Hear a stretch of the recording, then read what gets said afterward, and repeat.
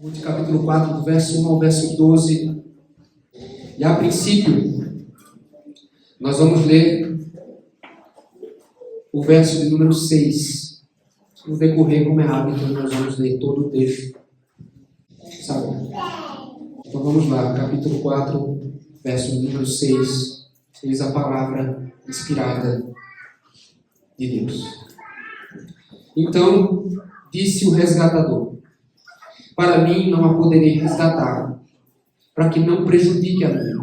Redime tu o que me cumpria resgatar, porque eu não poderei fazer. Senhor, fala com o teu povo agora, Senhor. Usa este fraco pecador, de modo que o teu nome seja exaltado. Deus, a tua igreja seja edificada por meio da tua palavra. Em nome de Jesus. Amém. Amém. Quando nós entramos em Ruth 4, nós precisamos ter em mente os eventos de Ruth 3. Pelo que ouvimos na semana passada, agora nós temos a certeza de que Ruth será resgatada. Ela terá um lugar de descanso junto aos israelitas. No entanto, o narrador nos apresenta um detalhe que pode bagunçar o enredo todo. Ele diz: há um parente mais chegado do que Boaz. Nessa altura da história, todos os leitores já estão na expectativa pelo casamento entre Boaz e Ruth. E aí nos perguntamos: e agora? Parte do problema foi resolvido, queridos. Ruth vai se casar. Ela já pode preparar o vestido. Mas a pergunta do capítulo é: com o quê? É justamente o que o capítulo 4 vai apresentar, a identidade do resgatador. Será que nós vamos ter um final feliz ou não? Mas é importante eu lembrá-lo, enquanto a nossa atenção se volta para Ruth e Boaz, de que o verdadeiro protagonista no capítulo e em toda a história é o Senhor. Isto é, esse texto, queridos, fala mais sobre Deus do que sobre qualquer outra pessoa. E eu digo isso porque o texto está repleto da linguagem da redenção. O termo resgate, resgatador, resgatar, comprar, redimir, esses termos aparecem 15 vezes em 12 versículos. E o conceito de redenção é muito importante para você entender não só essa história, mas para você entender todo o Evangelho. O conceito de redenção dentro da religião de Israel remete ao pagamento, preste atenção, ao pagamento de um resgate em favor de um escravo, ou para remir ou resgatar um terreno, que é justamente o caso do nosso texto aqui. E é assim, meus queridos, que Deus se apresenta. É o que Deus faz do êxodo a Cristo. Ele redime. Ele é um redentor. Então, o que vemos Deus fazer, a Ruth e Noemi aqui, é um retrato do que ele faz em favor de todo Israel de Deus. Então, na noite de hoje, eu quero meditar com os irmãos no tema: Deus é o nosso resgatador. Deus é o nosso resgatador. E a pergunta a ser feita é: como Deus resgata Ruth e Noemi? Como ele faz e o que ele faz por elas e em favor de todo o seu povo? Aqui no capítulo há duas respostas. A primeira: o que é que Deus faz? Deus redime. Versos 1 a 10. Deus redime. E eu quero que você volte os seus olhos para o texto, porque enquanto Ruth descansava, Boaz estava trabalhando para lhe dar descanso. Olha aí, ó. Boaz. Descansando. Versos 1 e 2, leiamos o texto sagrado. Diz assim: Boaz subiu à porta da cidade e assentou-se ali. Eis que o resgatador de que Boaz havia falado ia passando. Então lhe disse: ó fulano, chega-te para aqui e assenta-te. Ele se virou e se assentou. Então Boaz tomou 10 homens dos anciãos da cidade e disse: assentai-vos aqui. E assentai-vos. A porta da cidade, meus irmãos, não era simplesmente onde as pessoas entravam e saíam, mas era uma espécie de local onde reuniões e transações legais aconteciam. Isto é, o portão da cidade era o cartório de Israel naquela época. Então, quando o parente mais chegado, o resgatador, ia passando, o parente mais chegado de Elimeleque, Boaz o convoca a participar de uma reunião oficial, tendo 10 anciãos de Israel como testemunhos. E um detalhe que eu não quero que você perca de vista, que vai ser devidamente explicado mais ao fim, é a descrição desse resgatador. Fulano. Fulano. É óbvio, meus irmãos, que Boaz sabia o nome dele. Mas me parece que há um esforço intencional do narrador para ocultar o seu nome. E em breve nós vamos entender o porquê ele faz isso. Mas a audiência começou. Boaz toma a iniciativa para tratar a questão e diz nos versos 3 e 4. Disse ao resgatador: aquela parte da terra que foi de Elimeleque, nosso irmão, Noemi, que tornou da terra dos Moabitas a ti para ver. Resolvi, pois, informar-te disso e dizer-te: compra na presença destes que estão sentados aqui e na de meu povo. Se queres resgatá-la, resgata. Se não, declara-me, para que eu saiba, pois outro não há senão tu que a resgate. E depois de ti, e eu depois de ti. Respondeu ele: eu a resgatarei. Então Boaz resume a situação. A viúva de Elimeleque está vendendo a propriedade de seu falecido marido para sobreviver. No entanto, se houvesse um parente resgatador, alguém que comprasse o terreno para mantê-lo na família, seria o melhor a ser feito. E nesse ponto da história, irmãos, eu preciso abrir um parêntese para explicá-lo mais uma vez a importância que a terra desempenha nessa história. Não só nessa história, mas ao longo de todo o Antigo Testamento, irmãos, a terra prometida, ela tem um papel fundamental.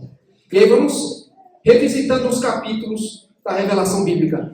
A bênção, ou a terra, é parte da bênção. É parte da promessa que Abraão fez, que Deus fez a Abraão e aos seus descendentes. Quando caminhamos pelo Pentateuco, os 5 primeiros livros da Escritura, Moisés deixa claro que a terra é o lugar especial onde Deus habita. Porque ali está o seu tabernáculo, ali está o santuário do Senhor. E quanto mais a revelação progride, avança, Deus nos dá a certeza de que a terra é também um símbolo.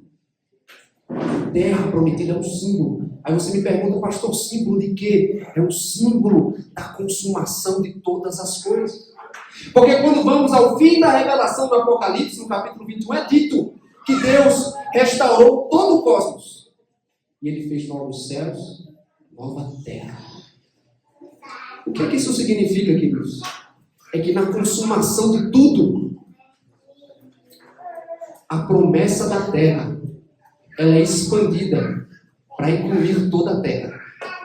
Ou seja, preste atenção, não há uma porção de terra, como acontecia no Antigo Testamento, onde Deus reina e o povo vive. Porque no Apocalipse, na consumação de tudo, toda a criação se transforma no Éden.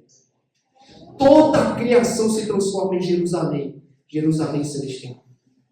Então a terra, ela vai desempenhando esse papel fundamental dentro do plano de Deus, e é justamente por isso que Deus é muito zeloso quanto a ela, e Ele diz: vocês não podem comercializar a terra. Ou seja, um israelita não podia se desfazer da parte de terra que Deus o deu. Inclusive no caso de irmãos pobres. Deus providenciou uma forma de reaver a terra. Aí você não precisa abrir o texto, só quero que você olhe para cá. Não fique devagando não, olhe para cá. Levítico 25, verso 25. Veja só a provisão que Deus fez para o resgate da terra, no caso de um israelita que se vê em pobreza. Ele diz o seguinte: olha, se teu irmão empobrecer e vender alguma parte das suas possessões, o que é que deveria acontecer? Virá o resgatador, seu parente, e resgatará o que seu irmão vendeu. Então o que é que Boaz está fazendo aqui? Ele está dizendo: fulano, você precisa obedecer à lei. Tem essa terra que pertence a Elimeleque, e você precisa resgatá-la, ajudar Noemi em sua necessidade. E ele responde positivamente, ele diz: eu resgatarei. E aqui aqueles que estão nutrindo expectativa pelo final feliz, eles dizem: ah não, ele vai frustrar aqui nossa expectativa pelo final feliz. Ele viu vantagem no negócio, meus irmãos. Porque provavelmente a linha de raciocínio dele é o seguinte, olha, Noemi é uma viúva idosa. A probabilidade de ter filhos é quase zero. Então, qual vai ser o meu trabalho? Eu vou comprar esse campo. Eu vou mantê-lo. Vou cuidar da viúva e vou esperá-la morrer sem filhos até que eu vou poder incluir a terra no meu patrimônio pessoal. Eu vou passar a terra aos meus próprios filhos. Então, ele está olhando o resgate do ponto de vista do benefício pessoal. Não vai ter um futuro herdeiro de Elimeleque para herdar o nome e a herança. Logo, ele diz, esse é um negócio muito vantajoso. É um investimento válido, eu vou fazê-lo. E aí eu quero que você preste muita atenção no caráter deste homem. Muita atenção. E aí Boaz acrescenta um detalhe muito importante na história. Ele diz, versos 5 e 6, disse, porém, Boaz, no dia em que tomares a terra da mão de Noemi, também a tomarás da mão de Ruth, a Moabita, já viúva, para suscitar o nome do esposo falecido sobre a herança dela. Então disse o resgatador, para mim não poderei resgatar, para que não prejudique a minha. Redime tu o que me cumpria resgatar, porque eu não poderei fazer. Então note como só depois que o homem se mostra propenso a resgatar a terra, Boaz apresenta, fulano, você terá de assumir um casamento de levirato. Você vai tomar esta Moabita como esposa, para lhe dar um filho que vai herdar o nome e a herança do falecido. Você vai precisar comprar a terra, mantê-la, manter a viúva de Elimeleque, manter esta Moabita como sua esposa, os filhos que ela gerar, que ainda no futuro você vai abdicar da posse da terra para devolvê-la ao seu legítimo herdeiro. E aí ele refez os cálculos e ele disse, não é vantajoso. Não há vantagem. E no verso 6 ele diz, o resgate vai sair muito caro para mim, no longo prazo. E eu quero que você note o caráter deste homem. Ele está disposto a obedecer à lei de Deus, desde que isso fosse vantajoso para si mesmo. Ele está disposto a socorrer seu irmão israelita, desde que houvesse algum benefício pessoal. Mas Boaz é diferente, meus irmãos. Porque o coração de Boaz já se provou ser cheio de generosidade. Cheio de recebe, ou seja, de bondade pactual. Fulano é ambicioso. Fulano é egoísta, cheio de interesse próprio. Mas eu quero que você perceba a virada que a narrativa dá, porque é justamente pelo fato de fulano ser um falso resgatador que abre a oportunidade para que Boaz resgate Ruth. E aí um leitor curioso, ele começa a fazer perguntas ao texto do tipo, por que Boaz omitiu esse detalhe? De que junto com a propriedade de Elimeleque vinha Ruth. Por que ele não disse isso logo desde o início? E a maioria dos comentadores, dos acadêmicos que estudaram esse texto, eles dizem, ora, trata-se de um plano muito astuto dele. Noemi não é a única a fazer planos e estratégias aqui. Então, primeiro ele enche os olhos do homem com a vantagem que há na terra, a suposta vantagem. Para depois ele apresentá-lo os custos de tomar Ruth como sua esposa. Mas aí o texto segue, versos 7 e 8. Este era outrora o costume em Israel, quanto a resgates e perguntas. O que queria confirmar qualquer negócio, tirava o calçado e o dava ao seu parceiro. Assim se confirmava negócio em Israel. Disse, pois, o resgatador a Boaz, compra tu, e tirou o calçado. Então, o costume de trocar calçados era uma forma de confirmar, de ratificar uma transação e selar um acordo legal. Então, fazer isso na frente dos anciãos é mais ou menos o que nós costumamos fazer quando vamos aos cartórios, né? Não precisamos reconhecer firma, onde nossos acordos e contratos precisam ser reconhecidos. E aí, crianças, preste atenção aqui, ó. Manuel, Catarina, Sara, Vitor, Eric, Caleb. Caleb, o microfone não está não está chegando. Crianças, imagina, olha só que coisa engraçada, viu, Alice? Olha que coisa engraçada. No nosso tempo, o que é que acontece quando nós vamos firmar um contrato? Né? Quando o papai e a mamãe vai firmar um contrato, vai comprar um carro, vai comprar um imóvel, alguma coisa assim. Como é que as pessoas fazem, né, Benjamin?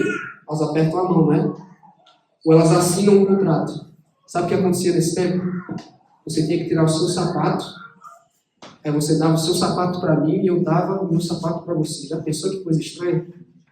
Já pensou lá que coisa estranha? Eu dava o meu sapato para você e você me dá o seu sapato? Mas era justamente o que acontecia. Sabe o que eles estavam querendo dizer com isso? Eles estavam dizendo assim, ó, eu vou assumir as suas obrigações. Nós estamos trocando de lugar. Eu estou assumindo a tua obrigação. Então, no caso de Boaz, ele está assumindo a obrigação que pertencia ao fulano. Ele está assumindo a função de resgatador. E aí nós temos nos versos 9 e 10. Então Boaz disse aos anciãos e a todo o povo: sois hoje testemunhas de que comprei da mão de Noemi tudo o que pertencia a Elimeleque, a Quilom e a Malom. E também tomo por mulher Ruth, a Moabita, que foi esposa de Malom, para suscitar um nome deste sobre a sua herança, para que este nome não seja exterminado dentre seus irmãos e da porta da sua cidade. Disto sois hoje testemunhas. Então, você precisa ter em mente que essa era uma cultura onde a maioria das pessoas eram analfabetas. Elas não podiam aprender a ler e escrever.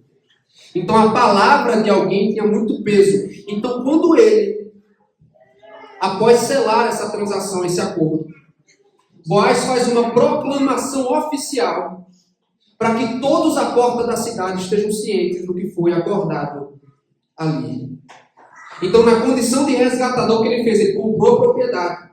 Ele comprometeu-se em mantê-lo, em manter a viúva de Elimeleque, de tomar para si um casamento de levirato, a viúva moabita, para lhe dar um filho que no futuro herdaria o nome e a herança, a posse da terra do falecido.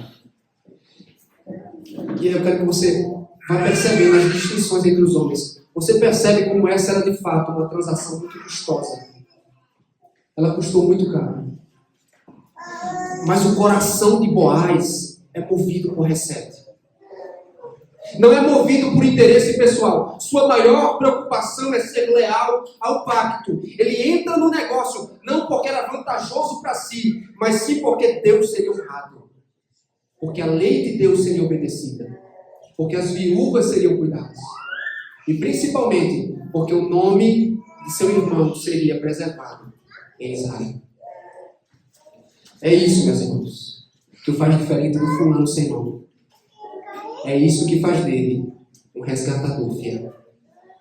Agora eu quero que você olhe para cá, para as aplicações. Na verdade, você tem que olhar para cá o tempo todo. Tá bom? Olhe para mim, por favor. Queridos, qual é a primeira aplicação do texto? Primeiro, há aqui uma repreensão contra o egoísmo e o interesse próprio.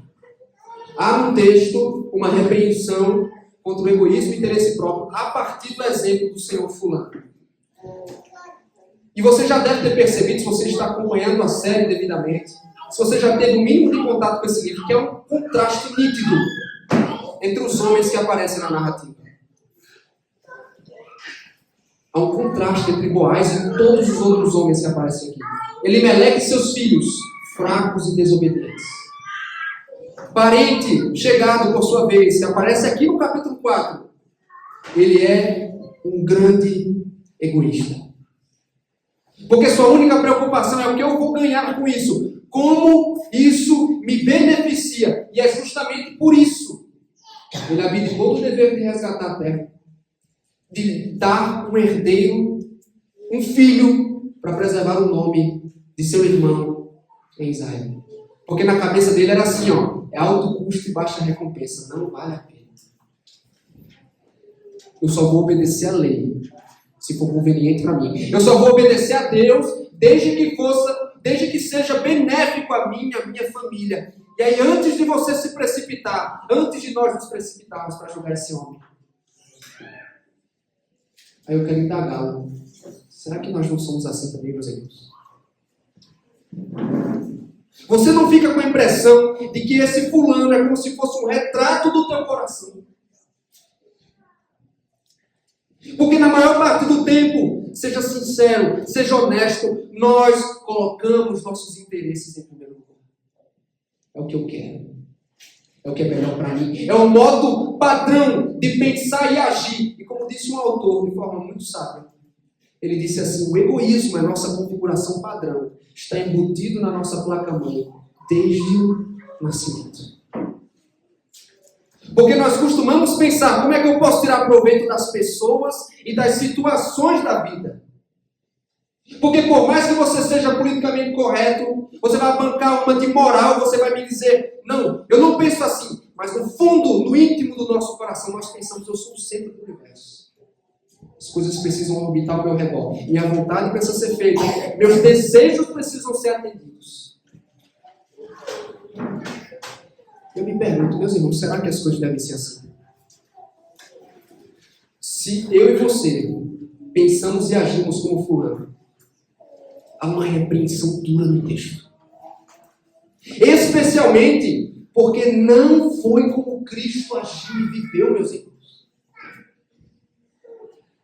Você se lembra do que o apóstolo Paulo disse aos Filipenses no capítulo 2? Ele disse: tende em vós o mesmo sentimento que houve em Cristo Jesus. E por que Cristo é digno de ser imitado? Aí o texto vai dizer: porque ele, sendo Deus, ele não se apegou orgulhosamente à sua glória. Ele se humilhou, ele se tornou servo, ele se sacrificou, morreu em uma cruz. E aí a pergunta que precisamos nos fazer é: se Cristo não foi movido por egoísmo e vanglória, o que o faz pensar? O que nos faz pensar que nós podemos viver assim? Ou você se esqueceu do que Cristo também disse no Sermão do Monte? Ele disse: não viva, ele disse, vive em função dos seus interesses. Busque o seu reino. Busque sua vontade. Ele disse: buscar em primeiro lugar o reino de Deus. O reino de Deus. E aí você me pergunta: o que é que isso significa para nós hoje, aqui e agora? Preste atenção aqui: obedecer a Deus. Que amar o próximo, especialmente cuidar dos seus irmãos, vem antes das minhas próprias vontades. Antes dos meus próprios interesses. E eu quero que você reflita sobre o seguinte: qual é o bem que você tem deixado de fazer por pensar somente nos custos? Qual é o bem que você tem deixado de fazer por estar pensando unicamente nos custos? Será que você não busca estar com seus irmãos porque você só pensa em seus gastos com gasolina? Você evita a comunhão da igreja porque idolatra seu precioso tempo e diz: eu não vou desperdiçá-lo com essas coisas. Porque nós somos gananciosos, meus irmãos, com o nosso dinheiro. Nós não investimos em favor da causa do Evangelho. Somos infiéis com a igreja local. Muito menos nos movimentamos para socorrer irmãos empobrecidos, pessoas em necessidade entre nós. Nós evitamos relacionamentos porque temos medo de nos expor. Alegamos que pessoas não são confiáveis. Nós nos tornamos o tipo de pessoa que consome, mas que não se envolve, que não entrega, que não se doa. Qual é o bem que você tem deixado de fazer, querido? Porque você tem focado unicamente nos custos, porque você não consegue desfocar do seu egoísmo e deixar de pensar nos seus interesses. O que eu tenho deixado de fazer? Será que nós tememos abrir mão do nosso tempo? Será que nossa energia e disposição não são caras demais? Será que o dinheiro serve somente aos meus interesses, aos meus sonhos, aos meus planos e projetos? Então esse texto aqui ele nos lança uma luz. Ele diz: mas especialmente em Cristo. Cristo nos ensina por meio do seu exemplo. Eu quero que você ouça isso.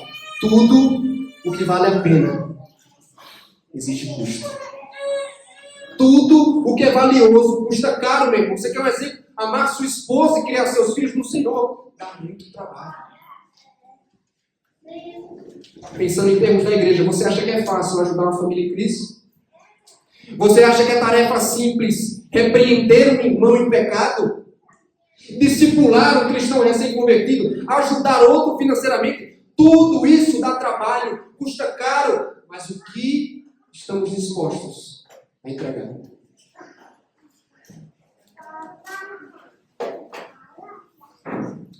Porque, meu irmão, precisamos nos arrepender do nosso egoísmo pecaminoso. Nós não podemos ser como fulano. Temos que ser como nós. Temos que ser como Cristo. Antes o outro e o outro acima de mim. Os meus interesses. Crianças, preste atenção, Boaz. Eu estou falando muito o seu nome aqui, né? Na pregação. Boaz, Caleb. O Caleb vai ter que ser treino, Murilo. Caleb. Manuel. O Eric ali atrás. Preste atenção, crianças. Vocês, desde o nascimento de vocês, uma coisa que qualquer papai e mamãe já descobre, né? Nós não precisamos ensinar as coisas erradas para vocês, né? As coisas erradas vocês já naturalmente sabem fazer, né? Coisa engraçada, curiosa, né? E uma dessas coisas que nós não precisamos ensinar vocês é sobre o egoísmo. Egoísmo. Sabe o que é egoísmo? É quando, por exemplo, você está brincando com um brinquedo na sua casa, aí você não quer dividir ele com seu irmão. É quando, por exemplo, seu papai e sua mamãe estão dando um abraço no seu irmão, e aí você não gosta, porque você acha que só você pode ser abraçado. Então, crianças, uma coisa muito importante que vocês precisam entender é que nós não podemos ser movidos por egoísmo. Aí você me pergunta, por que, pastor João? Porque Jesus não agiu assim. Eric, se tinha uma pessoa que podia viver só para si, a sua própria glória, fazer sua própria vontade, esse alguém era Jesus. Sabe o que ele fez? Ele se tornou um servo. Ele se humilhou. E ele chama, viu, Benjamin? Ele nos chama a fazer o mesmo. Colocar o outro acima de nós. O seu irmão em primeiro lugar, você em segundo. O irmão da igreja antes que eu. É isso que Jesus nos ensina aqui. Em segundo lugar, há uma lição aqui, meus queridos, fantástica, que é doutrinária, que é teológica, que é a seguinte: Cristo é um redentor fiel. Cristo é um resgatador fiel. E o que é que eu quero dizer com isso? Veja que não é simplesmente um contraste inocente entre fulano, que é o falso resgatador, e Boaz. Porque a intenção do Senhor aqui é nos apresentar seu caráter, sua obra. Lembre-se, não é um livro sobre pessoas, é uma história da redenção. Toda a Bíblia é uma história da redenção. Deus é o protagonista. Então, o que ele faz aqui nos campos de Belém é uma miniatura do que ele faz em favor do seu povo.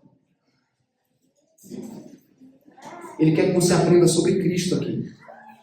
E o que é que ele nos ensina sobre ele? Abra os seus ouvidos, abra o seu coração, não fique divagando, porque esta é uma verdade preciosa. Cristo é um redentor de fato.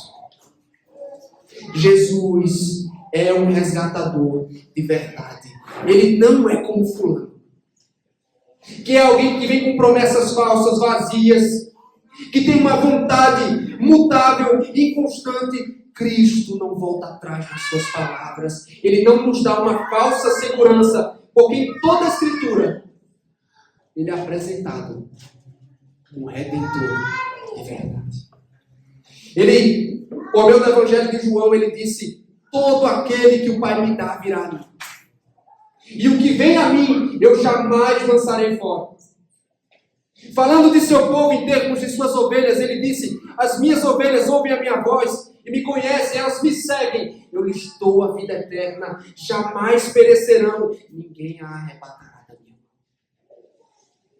Aí nós vamos às cartas de Paulo. Ele usa a linguagem da redenção. Ele diz: sendo justificados aos romanos gratuitamente por sua graça, mediante a redenção que há em Cristo Jesus.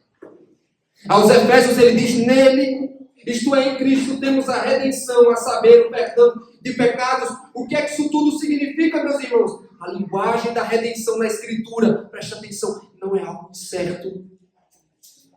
Não é uma obra insegura, improvável, mas é uma obra perfeita, consumada, eficazmente realizada em favor do povo de Deus. Eu quero lembrar, você era escravo do pecado comigo, mas Ele comprou nossa liberdade. Nós estávamos em dívida com a justiça divina, mas Ele expiou a nossa culpa. Nós éramos pobres, miseráveis, irmãos. Mas Ele nos deu herança junto a Ele. Seu sangue vertido na cruz do Calvário nos purifica de toda a nossa injustiça. Logo, irmãos, entendam, Jesus Cristo, ao morrer na cruz do Calvário, não nos colocou em uma posição de salvabilidade, ou seja, Ele não tornou incerta, provável a redenção de seu povo. Ele a consumou de fato. Ele ofereceu um resgate perfeito, e todo o que crê nele pode ter certeza, somos salvos, permaneceremos salvos.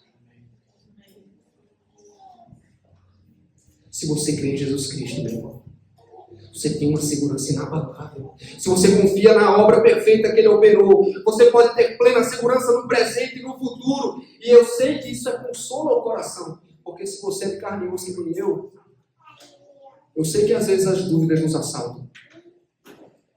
As dúvidas nos deixam inseguros. O pecado, vez ou outra, também rouba a nossa firmeza quanto à salvação.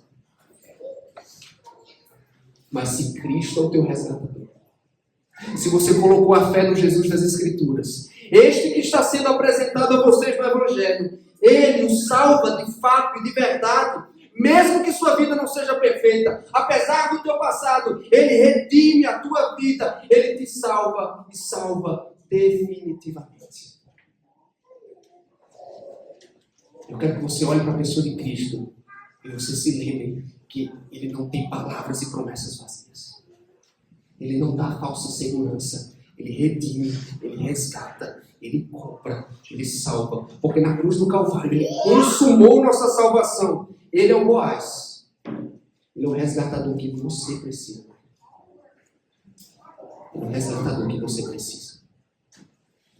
Nós estamos meditando no tema Deus é o nosso resgatador.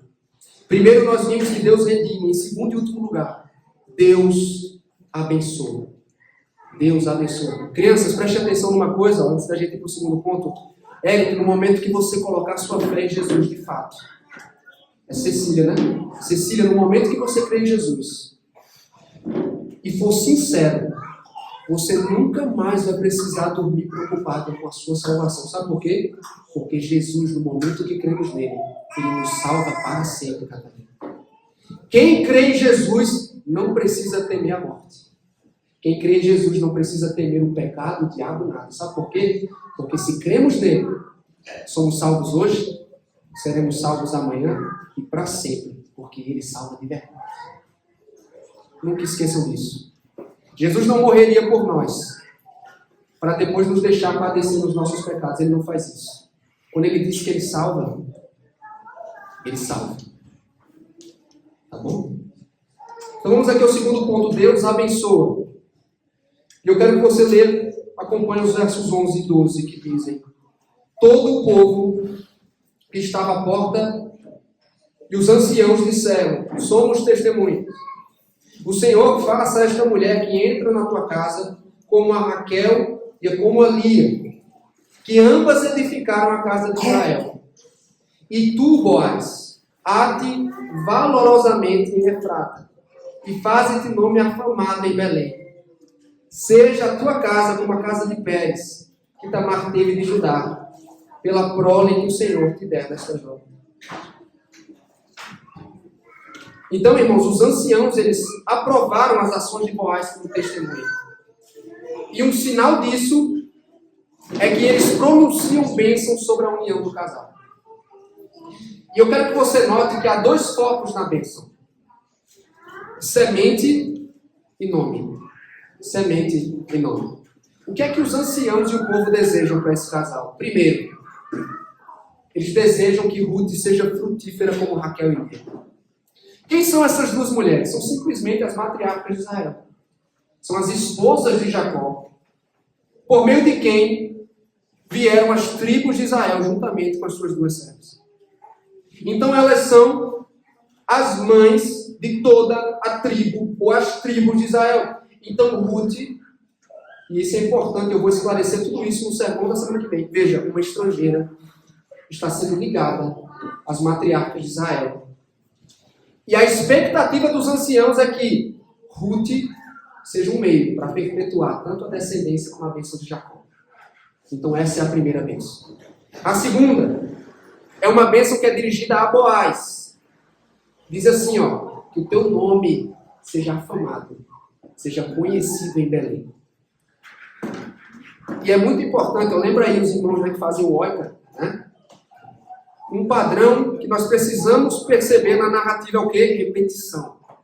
Então, quando você lê o capítulo 4, você vê que há uma insistência do autor sagrado no nome. Ou seja, é como se essa fosse a preocupação central do capítulo. É a preservação do nome. Então, no verso 10 nós vimos. Qual é a preocupação de Boaz? Preservar o nome de seu irmão. Quando chegamos ao verso 11, há uma bênção focada no nome. Ao fim do capítulo, há uma genealogia, que é repleta de nomes. O ponto, meus irmãos, isso aqui é muito interessante, é que fulano não sabia. Boaz também nem tinha ideia. Mas o homem que se casasse com Ruth, ele não só ganharia uma mulher virtuosa,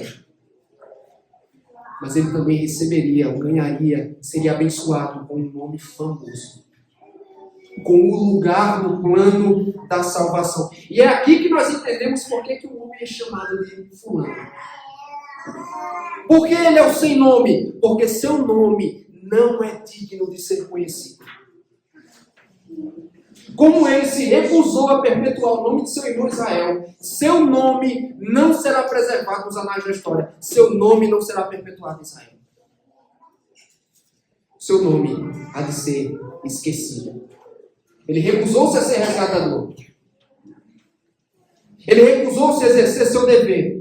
Porque ele temia, veja só, o medo dele era que isso prejudicasse o seu nome e a sua herança. E aí com isso ele perdeu um legado duradouro em Israel. E seu nome não é digno de ser conhecido. Boaz, por outro lado, seu nome ultrapassou a fronteira de Belém. Tanto que tem até aqui um Boaz. Por que colocou um Boaz? Por causa desse Boaz aqui? Ultrapassou as fronteiras de Belém, meus irmãos. E em todo o mundo este homem é conhecido. Porque ele entra na linhagem mais importante da história humana. Então a segunda bênção é para que o nome de Boaz seja afamado. E terceira e última bênção é que a casa de Boaz seja frutífera como a casa de Pérez que Tamar teve de Judá. E aqui eu espero que vocês tenham feito aquela tarefa de casa. Vocês tenham lido Gênesis 38, porque aqui todo o livro de Ruth é conectado com Gênesis 38 e com a instituição do levirato. Então vamos recapitular aqui. Tamar, que era uma mulher de Canaã, ela se casou com o primogênito de Judá, certo? Acompanha aqui, ó. Só que esse era um homem perverso e Deus o matou por isso. O filho do meio de Judá foi obrigado a casar-se com Tamar em um casamento de levirato, para dar uma descendência a seu irmão falecido. Só que todas as vezes que tinha relação com a sua esposa, com a Tamar, ele jogava o sêmen fora. Ele se recusava a dar descendência a seu irmão. E por isso Deus o puniu com a morte também. Então chega um ponto, ali em Gênesis 38, onde Tamar se vê sem esperança de ver o levirato cumprido, de gerar um filho. Então ela toma uma medida drástica. Ela se veste de prostituta. Ela engana seu sogro Judá e tem um filho dele. Aí você me pergunta o que é que isso tudo tem a ver com a nossa história? E eu quero que você entenda. Veja a conexão entre os temas da Bíblia. Ruth é uma nova Tamar. Ruth redime a história de Tamar. Ruth é a nova Tamar. Tamar se vestiu de prostituta. Ela enganou seu sogro. Ruth veste-se de noiva. Ela se aproxima de Boaz. Mas o ponto mais importante é que as duas agiram pela mesma razão. Elas agiram por sua preocupação com a linhagem pactual. Tanto que em Gênesis 38, o que é que Judá diz depois? Ela é mais justa do que eu. Ela é mais justa do que eu. Não por acaso também não há uma única reprovação de Boaz aos atos de Ruth. Então, mesmo que, preste atenção, mesmo que as ações dessas mulheres não sejam padrão para nenhuma mulher hoje, elas estão agindo movidas por preocupação pela linhagem da salvação, pela promessa da aliança. Lembra de Gênesis 3,15? Logo após a queda, Deus anuncia o que os teólogos chamam de proto-evangelho. É o evangelho em broto. Ele diz, olha, eu vou colocar inimizade entre a descendência da serpente e a descendência da mulher. E o descendente da mulher, ele vai esmagar a cabeça da serpente. Ele vai destruir a serpente. E aí, quanto mais a revelação de Deus caminha, o que descobrimos? Que é por meio da tribo de Judá que a linhagem da salvação continuará. Então, tanto Tamar como Ruth, olha só, elas estão sendo usadas para preservar a linhagem da salvação. Elas estão sendo usadas por Deus para que a linhagem do Messias continue. Então veja, Deus é o Deus fiel do pacto.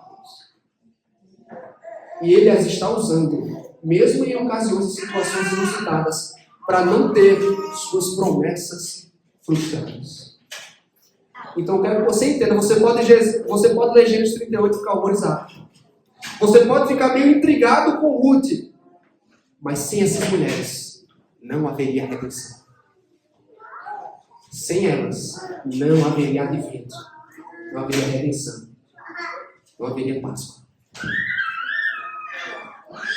Ruth é comparada a Tamar e Boaz é comparado a Pérez, filho de Tamar. E por quê? Porque o texto bíblico em Números 26 vai dizer que a casa de Pérez era tão numerosa, ele era tão fértil, tão prolífera, que a família teve que ser dividida em duas famílias. E tão frutífera que ela era. Então, a expectativa dos anciãos é Boaz, que Deus te faça frutífero. Que Deus te faça frutífero, assim como Ele prometeu ao nosso Pai Abraão. Vamos às aplicações, meus irmãos. O que nós aprendemos aqui com a bênção pronunciada? Primeiro, o texto nos encoraja a viver para engrandecer o nome do Senhor e não o nosso nome. O texto nos encoraja a viver para engrandecer o nome do Senhor e não o nosso próprio nome. E aqui, meus irmãos, eu acho que eu vou fazer uma citação do início do meu segundo filme preferido. Meu primeiro filme preferido é O Senhor dos Anéis, né? Junto com os Deus, você já sabe. Mas o meu segundo filme preferido é Troia. Se você não assistiu, você não tem cultura. Tá bom? Troia. E aí, no início de Troia, há a seguinte narração. Os homens são assombrados com a vastidão da eternidade. Então nos perguntamos, será que nossas ações ecoarão ao longo dos séculos?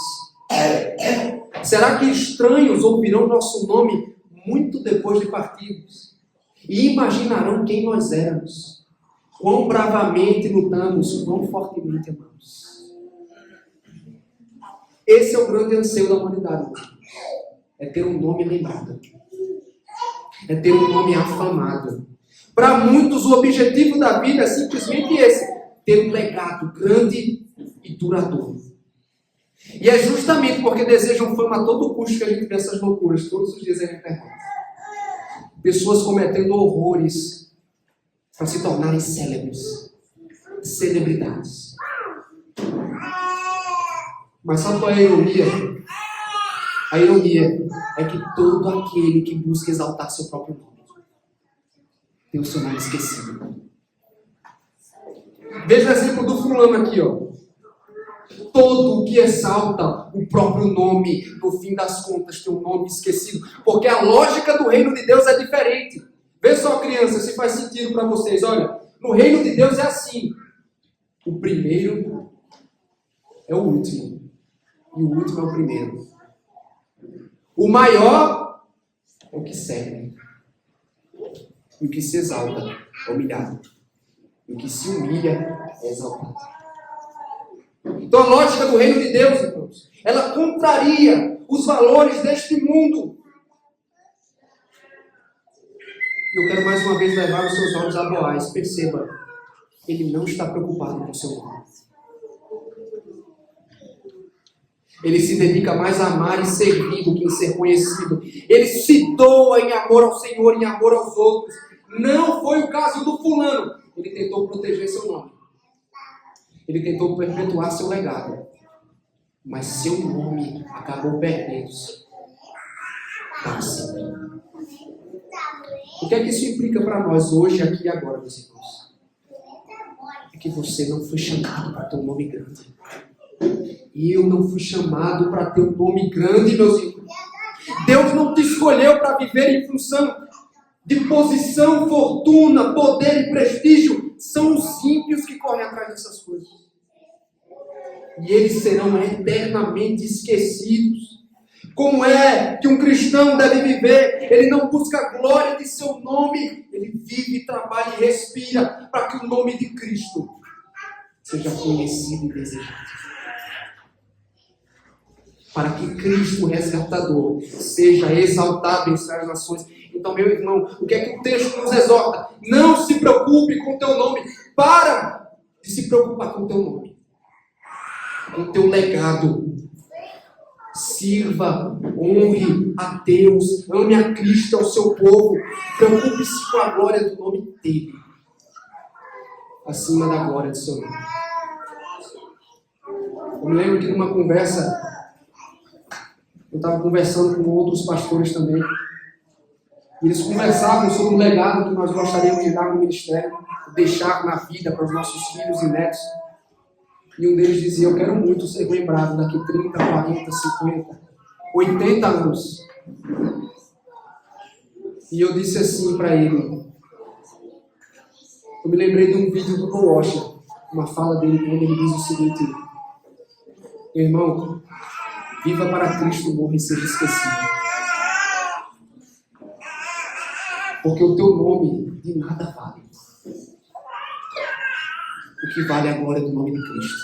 Eles ficaram loucos comigo. Como assim? Isso aqui você está louco? Eu falei: meu irmão, que o nosso nome pereça, mas que o nome de Cristo seja exaltado por meio do nosso. Que essa seja a sua ambição, meu irmão, quando você vive o casamento. Quando você cria seus filhos, trabalha, produz, serve a igreja, fazendo o que for, exalte o nome de Cristo. Abra mão da glória do seu nome para viver em função dele. E em segundo lugar, a maior bênção que Deus tem para nós é a nossa redenção. Qual é a maior bênção que Deus tem para você? Alguns prontamente diriam: é a independência financeira, com certeza. É o nome limpo no Serasa. É você ter aquele carro zero na sua garagem. É a casa com a qual sempre sonhou. A carreira de sucesso, um casamento realizador, filhos exemplares, reconhecimento, prestígio, saúde, poder, influência. Infelizmente, irmãos, há um falso evangelho que é pregado hoje que diz: isso é o melhor que Deus tem a te dar. E eu concordo que Deus, ele nos dá, pela graça, alguma dessas coisas. Ele nos abençoa, às vezes com muitas delas. Mas reduzir a bênção de Deus a isso é fazer pouco caso do evangelho, porque nem de longe isso é o melhor que Deus tem a nos oferecer, meus irmãos.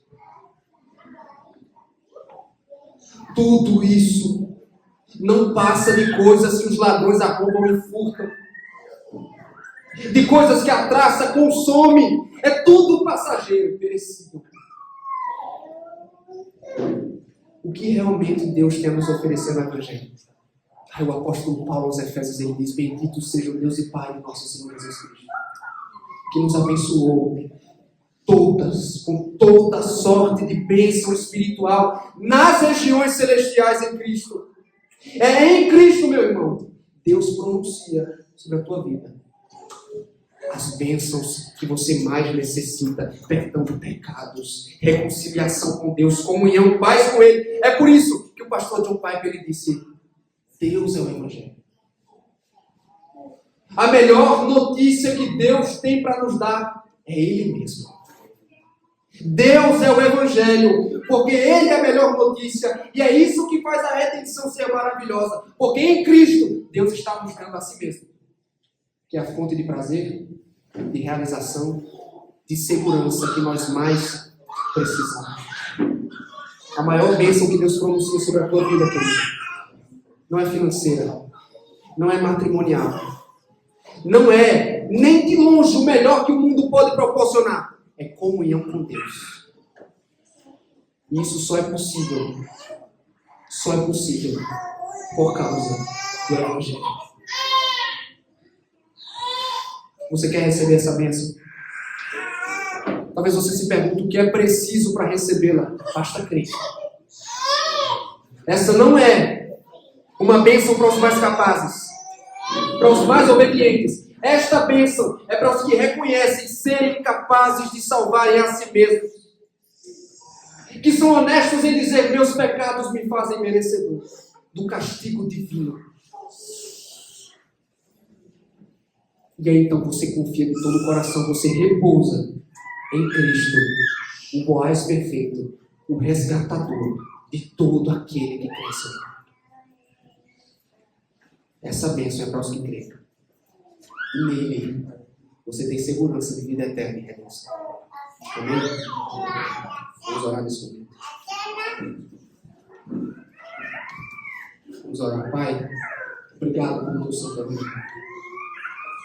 E agora, Deus, preparamos o coração para a ceia do Senhor. Que possamos, ó Deus, comungar divinamente. Em nome de Jesus.